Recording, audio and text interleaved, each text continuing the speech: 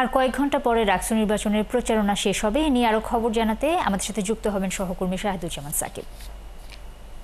সাকিব, শেষ মুহূর্তের প্রচারণা চলছে, কেমন দেখছেন, কিংবা যদি জানতে চাই আসলে প্রার্থীরা কি কি আশ্বাস দিয়েছেন নির্বাচনের জন্য, যদি বিস্তারিত বলেন।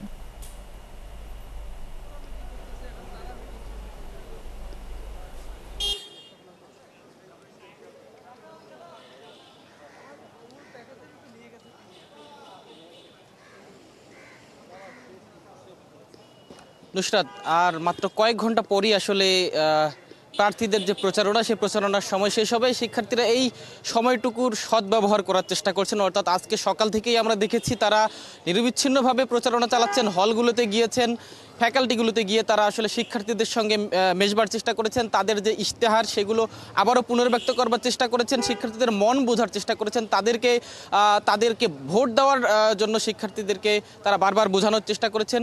এছাড়া সারাদিনে বেশ কয়েকটি প্যানেলের যারা প্রার্থী তারা আমাদের সঙ্গে কথা বলেছেন, সাংবাদিকদের সঙ্গে কথা বলেছেন। বটতলায় শপথ বাক্য পাঠ করেছেন জাতীয়তাবাদী ছাত্রদল মনোনীত প্রার্থীরা। তারা আসলে বলেছেন যে স্বাধীনতা সার্বভৌমত্বের প্রশ্নে তারা এক থাকতে চান এবং তারা যদি বিজয়ী হতে পারেন, অর্থাৎ ছাত্রদলের প্যানেল যদি বিজয়ী হয়, তাহলে তারা ঢাকা বিশ্ববিদ্যালয়ের সব মতাদর্শের শিক্ষার্থীদের নিয়ে তারা এগিয়ে যেতে চান। তবে অভিযোগ করেছেন ঐক্যবদ্ধ শিক্ষার্থী জোট অর্থাৎ ইসলামী ছাত্র শিবিরের প্যানেলের প্রার্থীরা। তারা বলছেন যে নির্বাচন কমিশন একটি পক্ষকে বিশেষ সুবিধা দেওয়ার জন্য কাজ করছে, এই জন্য তারা আসলে নির্বাচন নিয়ে শঙ্কা প্রকাশ করেছেন। একই ধরনের অভিযোগ করেছেন গণতান্ত্রিক ছাত্র সংসদের যে প্যানেল অর্থাৎ বৈষম্য বিরোধী শিক্ষার্থী সংসদ। তারা বলছেন যে নির্বাচন কমিশন যেভাবে কাজ করছেন তারা আসলে তাতে খুব একটা আস্থা পাচ্ছেন না।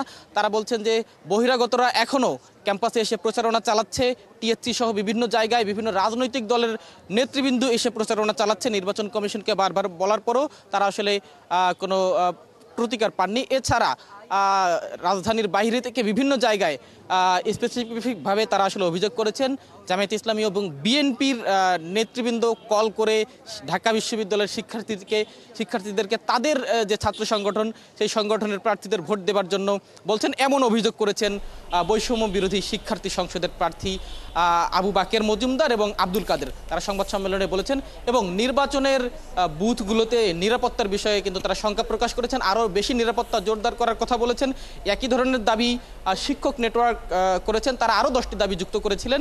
সেগুলোর মধ্যে ক্যাম্পাসে যেন নিরাপদে শিক্ষার্থীরা ভোট দিতে পারেন, নিরাপদে আসতে পারেন। এছাড়া বিশ্ববিদ্যালয়ের প্রশাসনের পক্ষ থেকে জানানো হয়েছে এখন পর্যন্ত খুব বেশি শঙ্কা নেই, তারা সুষ্ঠু এবং নির্বিঘ্ন একটি নির্বাচন উপহার দিতে পারবেন বলে তারা আসলে আশ্বাস দিয়েছেন।